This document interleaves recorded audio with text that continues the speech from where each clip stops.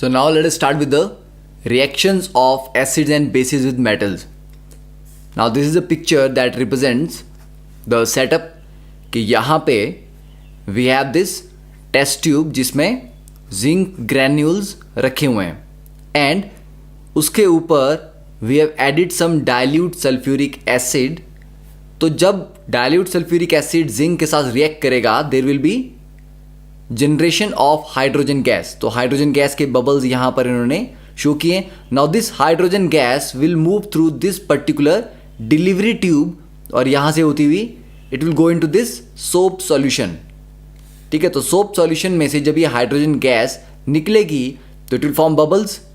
तो बबल्स जब ये बाहर राइज करेंगे, क्योंकि सोप सॉल्यूशन से जब आप उसको ब्लो करते हो, ठीक है, कभी आपने देखा होगा कि सोप सॉल्यूशन को अगर आप ब्लो करो it forms soap bubble filled with air. पर यहां पर क्योंकि हाइड्रोजन गैस यहां से आ रही है तो these soap bubbles are filled with hydrogen. और फाइनली उसके साथ अगर आप किसी कैंडल को टच करते हैं, ठीक है, जलती हुई कैंडल, देन जो सोप बबल है ये एक पॉप साउंड करके छोटा सा एक्सप्लोड करेगा. ठीक है, नॉट इवन एक्सप्लोडिंग, मतलब इट विल जस्ट बर्स्ट. तो this burning of hydrogen gas due to this candle gives a pop sound. तो इतनी ज़्यादा इंट्रिकेसीज में आपने नहीं जाना है, आपको सिर्फ ये पता होना चाहिए कि एग्जैक्टली रिएक्शन क्या होता है, कि जब एसिड को आप मेटल के साथ ट्रीट करोगे तो होगा क्या और आपको लिखना क्या है वहाँ पे. ठीक है, तो स्टार्टिंग में एग्जांपल देखते हैं अब कि एसिड का मेटल के साथ रिएक्शन क्या होता है. तो एसिड प्लस मेटल रिएक्ट करके we get salt plus hydrogen gas. For example जैसे यहाँ पर जिंक ग्रैन्यूल्स के साथ जिंक ग्रैन्यूल्स के साथ H2SO4 डाला गया है. तो zinc solid plus H2SO4 aqueous solution है. ठीक है, तो ये जिंक सल्फेट के साथ कंबाइन कर जाएगा और H2 गैस निकल जाएगी. तो ये जिंक कंबाइन कर जाएगा SO4 के साथ. तो that will form zinc sulphate plus H2 gas, और H2 गैस रिलीज होगी in the form of bubbles. Another example is हम मैग्नीशियम मेटल ले सकते हैं. तो magnesium solid plus 2HCl hydrochloric acid, तो ये बनाएगा MgCl2 प्लस H2 गैस. तो यहाँ पर भी H2 गैस रिलीज हो रही है. तो acid plus metal gives you salt plus hydrogen gas. तो ये हम रिएक्शन यहाँ पर याद कर सकते हैं. सेकेंड इज के बेसिस का मेटल के साथ क्या रिएक्शन होता है. ठीक है, तो अगर बेस का अगर हम रिएक्शन देखें तो वो भी कुछ ऐसा ही है कि बेस प्लस मेटल ये भी हमें देता है सॉल्ट प्लस हाइड्रोजन गैस. ठीक है, फॉर एग्जांपल तो कोई बेस ले लेते हैं जैसे कि NaOH है.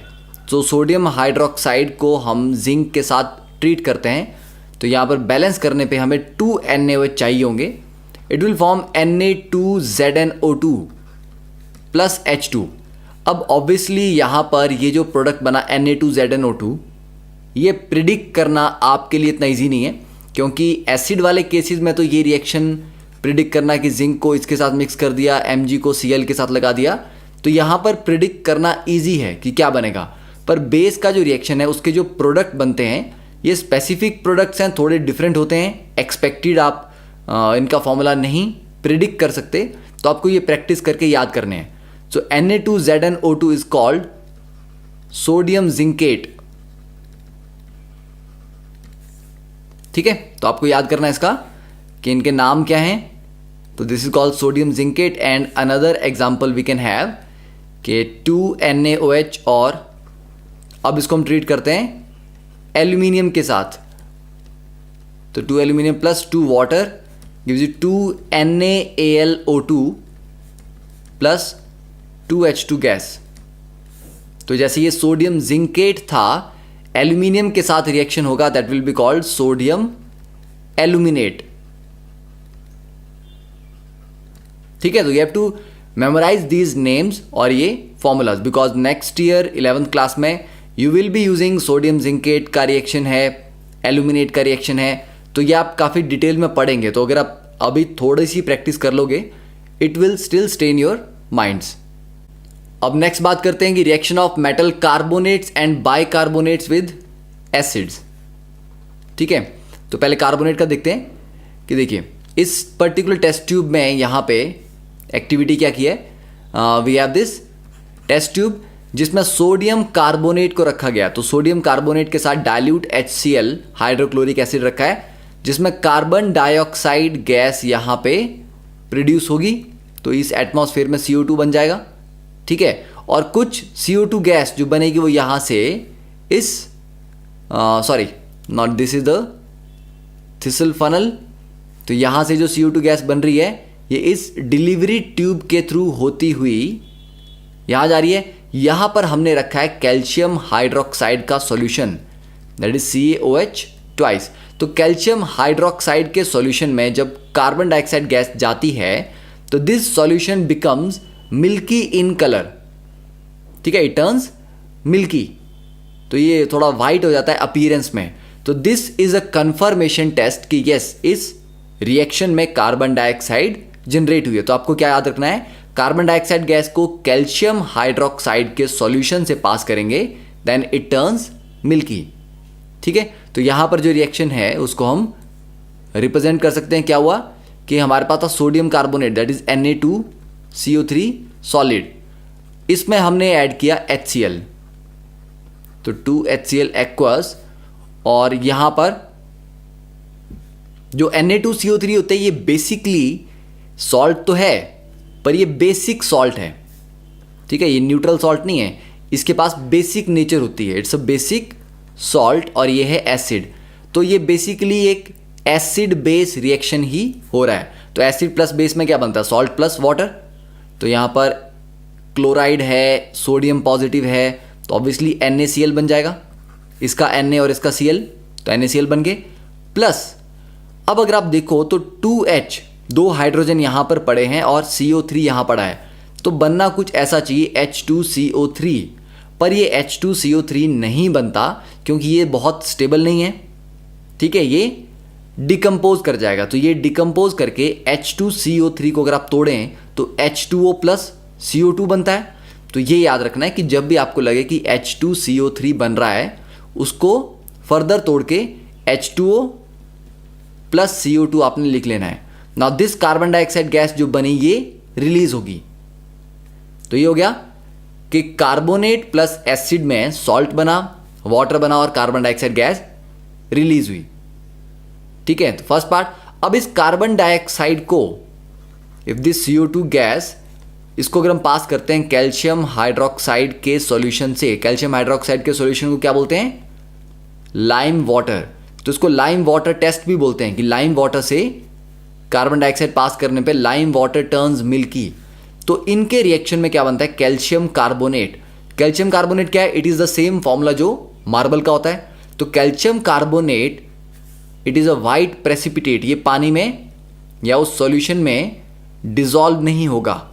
तो व्हाइट कलर के छोटे छोटे पार्टिकल्स बनते जाएंगे। उन पार्टिकल्स के ऐसा नहीं है कि एकदम से सॉलिड बन जाएगा और सॉलिड टेस्ट ट्यूब के बॉटम पे सेटल हो जाएगा, छोटे छोटे सॉलिड पार्टिकल्स बनेंगे।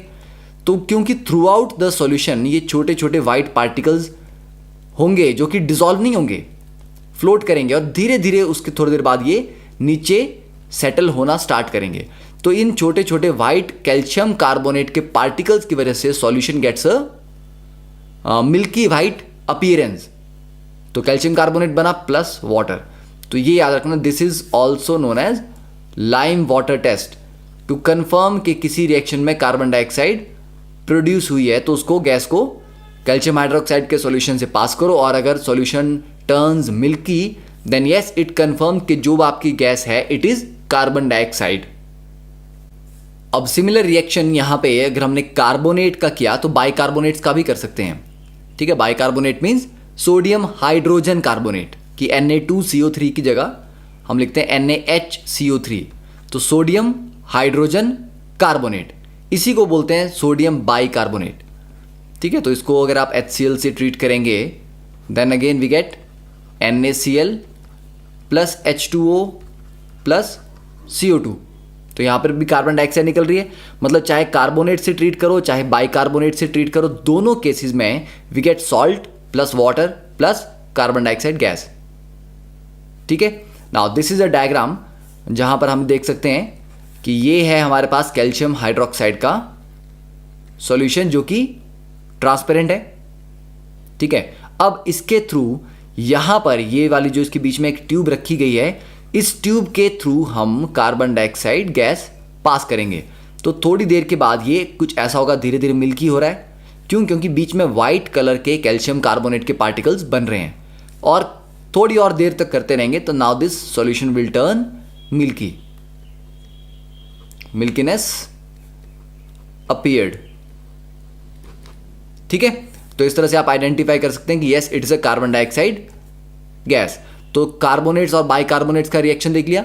अब नेक्स्ट एक इंटरेस्टिंग फैक्ट ये है कि अगर आप बहुत देर तक कार्बन डाइऑक्साइड इसके थ्रू पास करते रहेंगे, ठीक है, देन ऑन पासिंग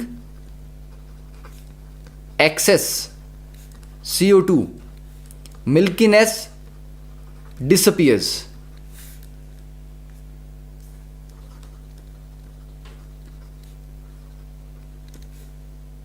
ठीक है, तो मिल्कीनेस डिसअपियर्स। क्यों होता है ऐसा? क्योंकि जो कैल्शियम कार्बोनेट बना था जिसकी वजह से मिल्कीनेस आ रही थी, उससे फर्दर आप काफी देर तक CO2 पास करते रहे तो ये वापस बना देता है कैल्शियम बाइकार्बोनेट CaHCO3 ट्वाइस, जो कि सॉल्युबल है। सॉल्युबल है तो ऑब्वियस ही बात है उसका व्हाइट कलर ऐसा कुछ नहीं रह जाएगा। तो this is soluble in water, जबकि कैल्शियम कार्बोनेट क्या था? इनसॉल्युबल था और it was a white colour precipitate. तो ये इनसॉल्युबल चीज जब सॉल्युबल में कन्वर्ट हो जाएगी तो मिल्कीनेस डिसअपियर कर जाएगी, ठीक है। तो I think that part is clear कि किस तरह से एसिड के साथ कार्बोनेट्स या बाइकार्बोनेट्स रिएक्ट करते हैं।